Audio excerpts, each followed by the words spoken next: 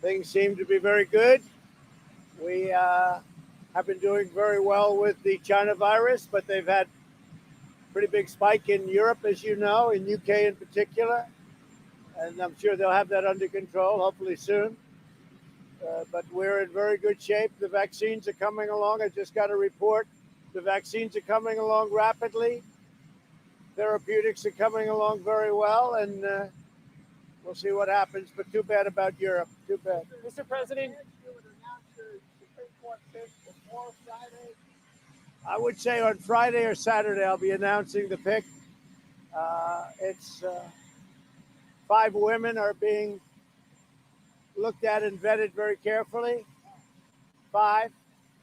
And we'll make a decision probably Saturday, but Friday or Saturday. do you plan to meet with any of them in person?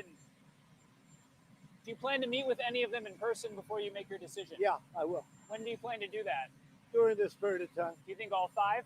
I don't know. I doubt it. But in person? I doubt it. But we'll meet with a few, probably.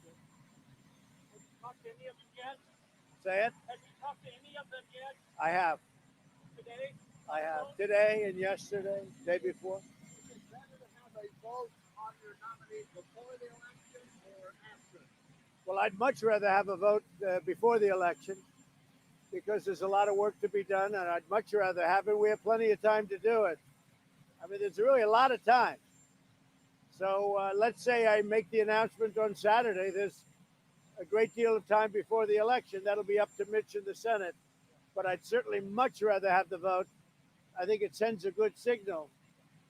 And it's solidarity and lots of other things. And I'm just doing my constitutional obligation. I have an obligation to do this. So I would rather see it before the election. What would be... Well, we'll have to say. I would think that would be very bad for them. I think their voters, the people that voted them, put them there because of a certain ideology or a certain feel, and they don't want to have somebody do that. I think it's very bad if they do that. What would be your concern if it happened after the election, sir? The last words, supposedly the last wishes of Justice Ginsburg were made up because it supposedly came from her granddaughter. Yeah, it just sounds to me like it would be somebody else. I don't believe it could be. It could be, and it might not be too.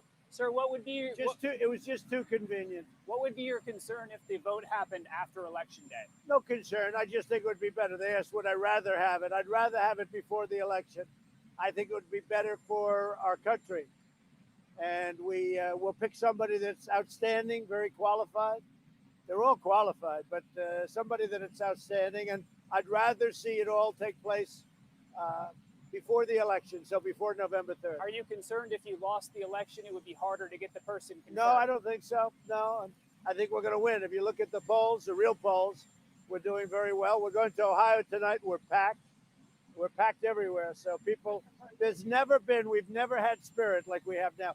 Even 4 years ago, the spirit now is greater even than it was 4 years ago. What will be your message tomorrow to the UN? And did you just tape it? I did. I just did it. My message is a strong message on China, and basically, you'll see it. You'll see it tomorrow. But I just did it a little while ago. Are you leaning toward one candidate over another? Are you leaning toward?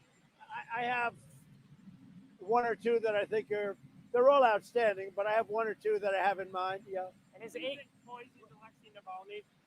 Say it. Who do you think poisoned Alexei Navalny in Russia? We'll talk about that at another time.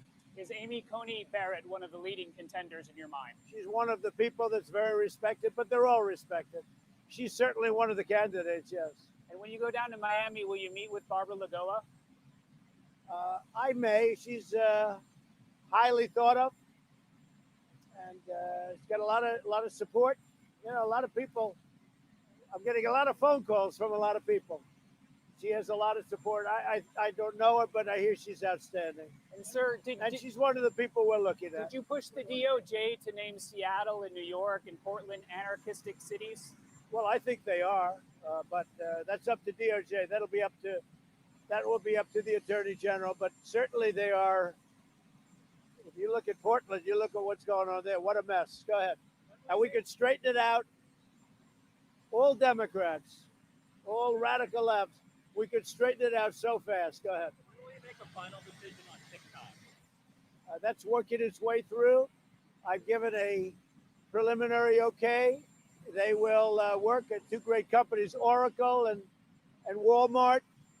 Larry Ellison's a great genius at that kind of thing. The technology is incredible. And so if we can save it, we'll save it. And if we can't, we'll cut it off. But they have preliminary. We'll see what they can do. We have to have total security. That's the only thing very important. We have to have total security. I'll see you in Ohio. Thank you. Thank you, sir.